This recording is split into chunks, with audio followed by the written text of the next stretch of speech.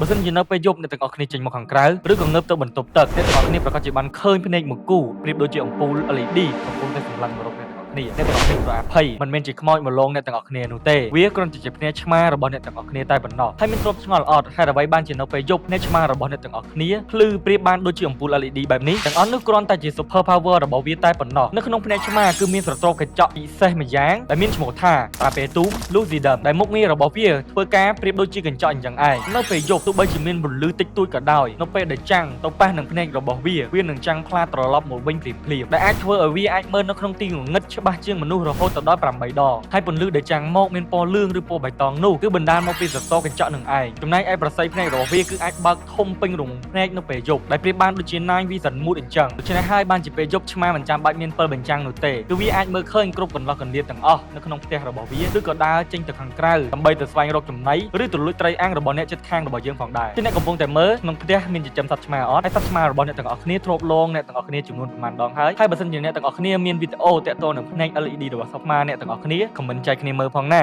កុំភ្លេច follow អ្នកមួយផងណា